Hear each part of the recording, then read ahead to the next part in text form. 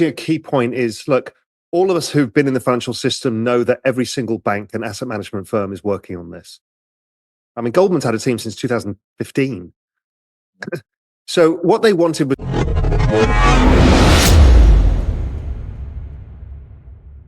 Welcome back to Finance Wolf, everyone. In this video, Raoul Pal talks about Bitcoin and cryptocurrency, including the rate at which this investable asset is being adopted at a rate that has never before been seen in human history.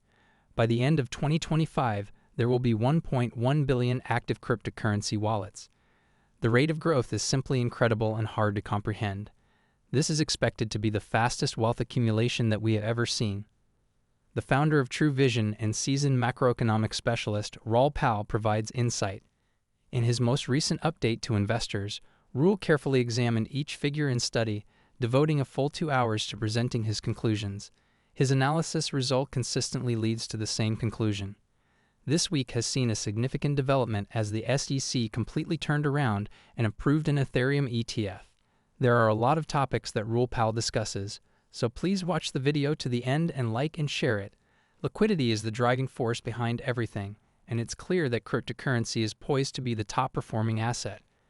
Our financial analyst has been stressing to investors for months that all the necessary factors are aligning, and we are entering a period of rapid upward movement in crypto prices. As we approach the U.S. elections, we can expect even more liquidity to flow into the economy, creating the perfect conditions for cryptocurrency prices to rise. And please subscribe to our Finance Wolf channel. The regulatory clarity, which is what thinkers forced through. Yeah. So the explosion of innovation that's about to happen from the finance system itself, I think, is the shock. It's not going to come from NFTs and all of the stuff that we all do. It's going to come straight from the heart of the financial system. And before you know it, they're tokenizing everything, as Larry said, and they've all been desperate for this. You know, Wall Street will have lobbied for this because it saves so much money. It's like, I keep explaining a story to everybody that I think is super valuable for people to understand. There's a friend of mine was running fixed income, currencies, commodities, and treasury at National Australia Bank. And he's just retired. And I'm like, well, what have you been up to last few years? He goes, I've been building stable coins. I'm like, why? He goes, yeah, in euros, in, you know, Aussie dollar stable coins, euro, Aussie, euro, US, euro, whatever, Canadian, UK. I'm like, why? He's like, nobody realizes, I think it's next week, fucking US goes T+1 equity settlement. Wow. FX markets are T+2. Yeah. Australia is T+3 because of the time zone. He's like, we're going to have to give tens of billions of dollars to our brokers to settle trades. And that takes from our regulatory capital, and they'll offer us zero interest rates on it. So we're forced to use stable coins. I'm like, oh, of course. That's a massive use case. I think Canada goes to T+1, and I think, I don't know, the UK and Europe are as well. So that's a big deal. Just simply from that. I'll just give a background on what crypto's like in Cayman, and then I think you can do the same, Michael, for Lisbon, because a lot of people want to know this stuff. Just a quick flip. For us in Cayman, we have, because of all of the funds are here and all of the foundations, we have great infrastructure, regulatory clarity, everything else. The only issue is the banks. The banks don't like it. I've never even brought crypto money back in. But the issue is, because Cayman is always under such a massive spotlight for anti-money laundering and KYC, AML, taxation stuff, which is fine. The banks don't know how to KYC on-chain transactions. So they can't say, or AML, really. It's like they're trying to figure out, where did your money come from? Why did you send out $100 and it's come back as $1 billion? You know, what have you been doing that's wrong? Well, I've been trading monkeys online. You know, they don't get that. And if you say, well, here's my proof of transaction history, they're like, we don't understand any of this. So that's the only issue for us here. Other than that, it's very pro. What's it like in Lisbon? I know a bunch of people have gone to Portugal, Michael. Yeah. Obviously, so we don't have to do. It's actually more than the joke I always have with you guys. It's such a difference not having to record every transaction. Right. It just literally doesn't matter.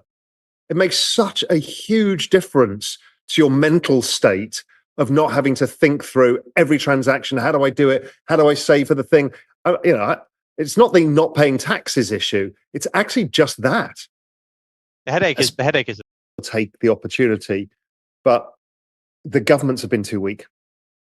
I mean, ever since Brexit, it's just been a succession of governments because the country's very divided and it can't hold together a cohesive narrative of, okay, if you've decided to leave Europe, then you need a cohesive narrative and vision to lead. It's just completely failed to do that. And in which case you can't capture these opportunities. I mean, as you guys rightly say, it's a massive opportunity. The UK did it with the FX market, the Eurodollar market, and the OTC derivative market. These are the three biggest markets in world history. And here's another one that's going to be $100 trillion market. It's on a plate. It's the same playbook that they did.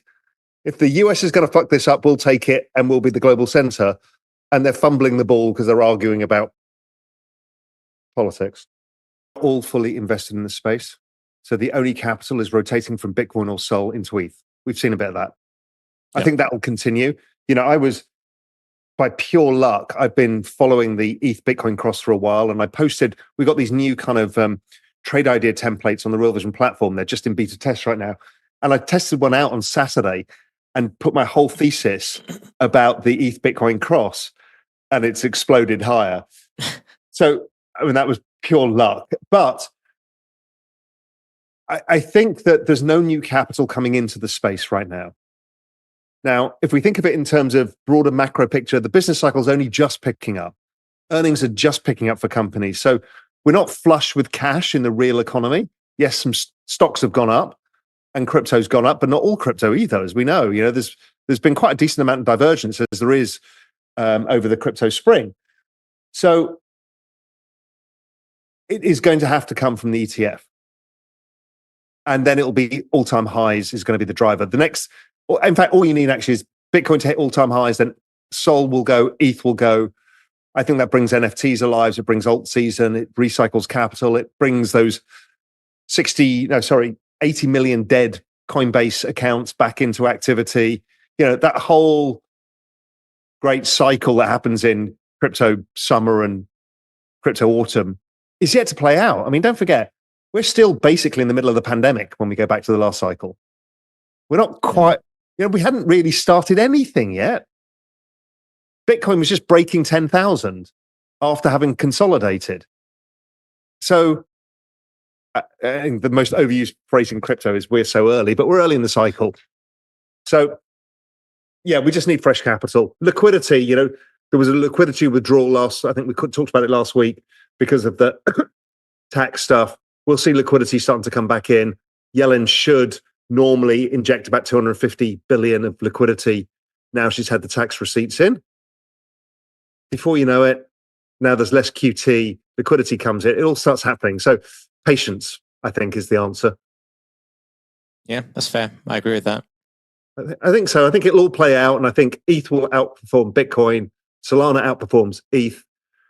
The risk curve works in the normal way, and there'll be whatever the bonkers side looks like. It'll be the memes. This side will be the stupid, crazy end of the market this time around. The NFTs were last time around, and it'll just function normally as a risk curve. I think we're very close to that moment. Raoul Pal has conducted substantial study that paints a persuasive picture of everything.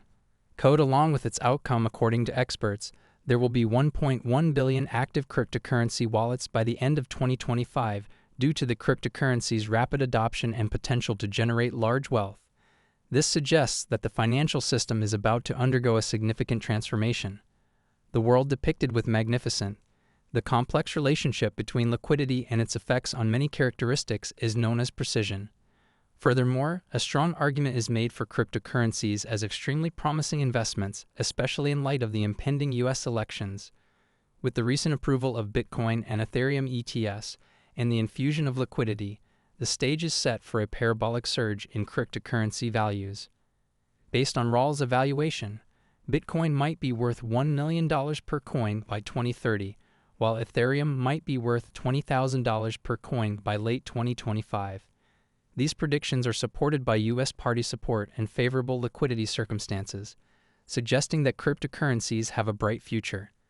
Please continue if you thought this material was interesting and would like to learn more about Raoul's in-depth 2-hour analysis.